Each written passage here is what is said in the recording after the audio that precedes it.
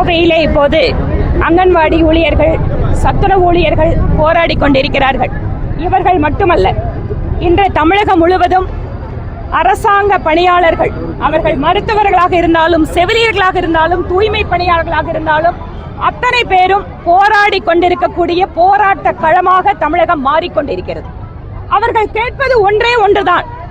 தேர்தலுக்கு முன்பாக வாக்குறுதி கொடுத்தீர்களே, நிறைவேற்றினீர்களா? நீங்கள் சொன்னீர்களே, செய்தீர்களா? இது மட்டும்தான் அவர்களுடைய கேள்வியாக இருக்கிறது. அரசாங்கம் அமைக்க வேண்டும் என்பதற்காக, அதிகாரத்திற்கு வர வேண்டும் என்பதற்காக அனைவருக்கும் வாக்குறுதிகளை அள்ளி வீசிவிட்டு இப்போது அனைவரையும் தெருவிலே நிறுத்திக் கொண்டு அவர்களை போராட்ட விட்டு அவர்கள் போராட்ட களத்திலே நிற்கின்ற சூழ்நிலையை இந்த திராவிட மாடல் அரசு உருவாக்கி இருக்கிறது. சட்டப்பேரவையிலே நிச்சயமாக இவர்களுடைய கோரிக்கையை நான் பேசுவேன் என வாக்குறுதி கொடுத்திருக்கிறேன். அது மட்டுமல்ல, வருகின்ற தேர்தலுக்கு பின்பாக நிச்சயமாக தேசிய ஜனநாயக கூட்டணி அரசு அமைகின்ற பொழுது அவர்களுக்கான நீதி கிடைப்பதற்காக நிச்சயம் நான் உதவி செய்வேன் என்கின்ற வாக்குறுதியை அவங்களுக்கு கொடுத்திருக்கேன். போராடக்கூடிய பெண்கள் சாதாரணமாக ஏழை குடும்பத்தை சார்ந்த பெண்கள், அவர்களுக்கு கிடைக்கின்ற இந்த மிக சொற்பமான ஊதியத்திற்காக வருடக்கணக்காக உழைத்துக் கொண்டிருக்கிறார்கள். நான் அந்த கம்ப்ளீட் டீட்டெயிலை உங்களுக்கு மீடியாவுக்கு நான் உடனே கூட நான் ஷேர் பண்றேன். என்னோட டீட்டெயில் ஏன்னா சிஎஸ்ஆர்லையும் கட்டியிருக்கோம், எம்எல்ஏ ஃபண்ட்லையும் கட்டியிருக்கேன். அதனால அதனோட டோட்டல் நம்பர் உங்களுக்கு கொடுக்குறேன். But I can challenge, Tamil Nadu முழுக்க கடந்த 5 வருட காலங்களில் வேற எந்த தொகுதியிலையும் இத்தனை புதிய அங்கன்வாடிகள் கட்டி இருக்கக்கூடிய வேற யாரும் இருக்க முடியாது.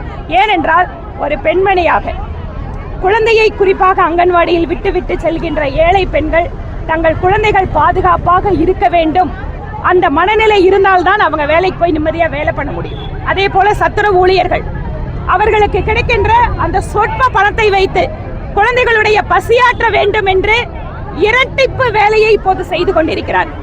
அரசாங்க திட்டத்தை மட்டும் அறிவிக்கிறாங்க, ஆனால் செயல்படுத்துவது என்பது இம்மாதிரியான ஏழை குடும்பத்தை சார்ந்த பெண்கள் தான் வருடக்கணக்காக உழைத்துக் கொண்டு சொற்ப ஊதியத்தில் வேலை பார்த்து நம் சமுதாயத்தில் அந்த ஏழை மக்களுக்கான சர்வீஸை பண்ணிட்டு இருக்காங்க.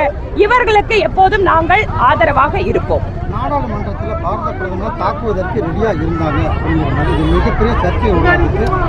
நாங்களுமே அதை கேள்விப்பட்டோம். மிக அதிர்ச்சியாக இருக்கிறது. தோல்வி மேல் தோல்வியை சந்தித்துக் கொண்டிருக்கக்கூடிய காங்கிரசும் எதிர்கட்சிகளும் பிரதமரை இந்த அளவிற்கு அவர்கள் நினைத்து பார்க்க முடியாத அளவுக்கு, ஏனென்றால் அந்த செய்திகள் வருகின்ற பொழுது பதட்டமா இருக்கு. பிரதமரை தாக்குவதற்கு, அதுவும் நாடாளுமன்றத்துக்குள்ள போராட்டம் அப்படிங்கிற பேர்ல முயற்சி செய்திருக்கிறார்கள் என்பதே அதிர்ச்சியாக இருக்கிறது. ஸ்பீக்கர் நிச்சயமாக அதற்கான பதிலை கொடுப்பாங்க.